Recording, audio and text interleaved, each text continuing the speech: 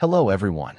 Welcome back to Old Charles. In today's video, we'll dive deep into the fascinating story of the Australia 10-cent coin from 1972, a small silver-colored coin that carries big historical value and interest among collectors today. If you love coin collecting or just want to know what your old coins are worth, then stick around because this video is packed with interesting details about history, value, and condition. The Australian 10-cent coin was first introduced in 1966, when Australia changed its currency system from pounds to dollars. The new decimal system brought a fresh set of coins, and the 10-cent piece replaced the old 1 shilling coin. Made of 75% copper and 25% nickel, this coin features the lyrebird, one of Australia's most iconic and talented birds, known for mimicking natural and artificial sounds. The beautiful lyrebird design was created by Stuart Devlin, the official goldsmith and coin designer for the Royal Australian Mint. On the obverse side, the coin displays a portrait of Queen Elizabeth II, designed by Arnold Machin, which was used on Australian coins from 1966 until 1984. Now, the 1972 edition of this coin stands out because it had one of the lowest mintages in the early years of the 10-cent series. In 1972, only about 19.6 million 10-cent coins were minted in Canberra. That may sound like a lot, but compared to other years that produced hundreds of millions, it makes 1972 one of the tougher years to find in perfect condition. Let's talk about value, because this is where things get interesting. The value of your 1972 Australian 10-cent coin depends on its condition and grade. The 1972 10-cent coin weighs 5.65 grams, has a diameter of 23.6 millimeters, and a reeded edge. Its composition of copper-nickel gives it a bright silvery color that lasts well over time. The lyrebird design is not only stunning, but also represents Australia's connection to nature and wildlife, one of the key themes of the country's decimal coinage. Collectors often focus on the condition of the 1972 10-cent coin. Over the decades, most coins from that era have been through heavy circulation, making high-grade examples increasingly rare. To maintain or increase your coin's value, always handle it with care, preferably with cotton gloves. Store it in a protective holder to avoid scratches or oxidation. If your coin looks shiny and sharp, with full detail on the queen's hair and the lyrebird feathers, it's definitely worth setting aside for your collection, or even getting it professionally graded. Did you know?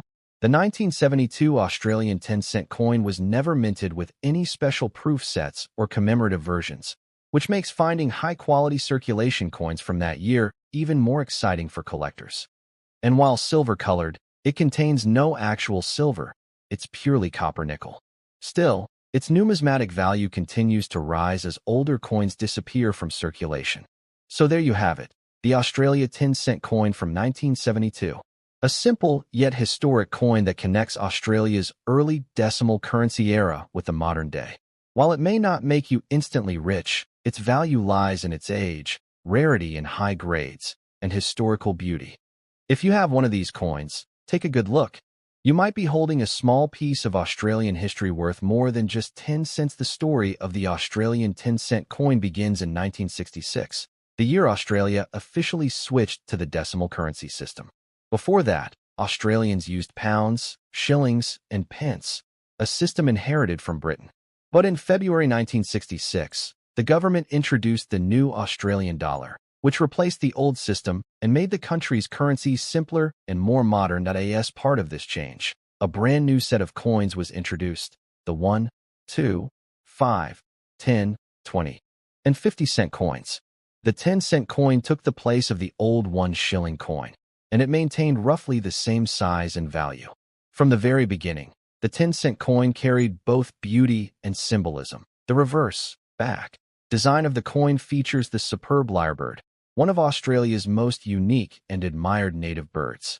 The lyrebird is famous for its extraordinary ability to mimic sounds, from other bird calls to chainsaws, camera clicks, and even car alarms. This stunning bird represents Australia's diverse wildlife and creativity. The design was created by Stuart Devlin, a highly respected Australian artist and goldsmith, who later became known as the official designer of Australian decimal coins. On the obverse, front, side of the coin, you'll find a portrait of Queen Elizabeth II, designed by Arnold Machin. This portrait was used on all Australian coins from 1966 until 1984. It shows a youthful image of the Queen wearing the Girls of Great Britain and Ireland tiara. This design became iconic and symbolized Australia's continuing connection to the British Commonwealth. Now, let's move to the year 1972, which holds a special place in Australian coin history. During this time, Australia was experiencing economic and social change.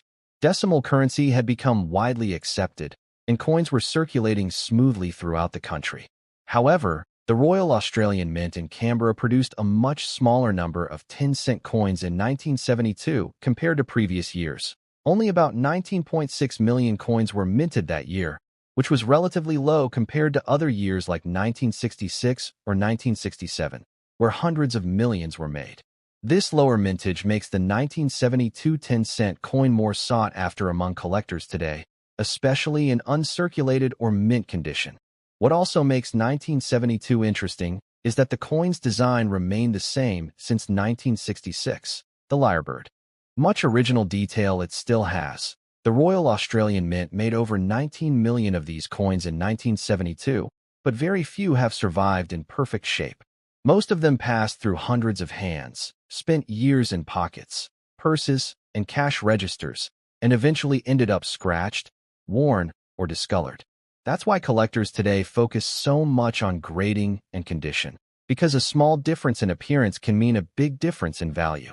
At the very fine grade, the coin shows some signs of circulation but retains more detail. The Queen's portrait will still have visible outlines, and the lyrebird design will have moderate wear but remain recognizable.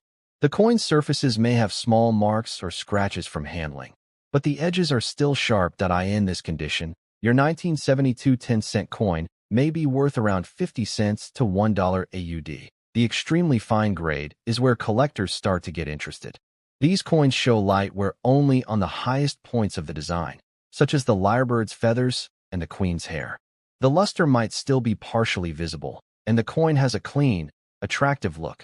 Coins in this condition can fetch between $1 and $3 AUD, depending on the overall eye appeal.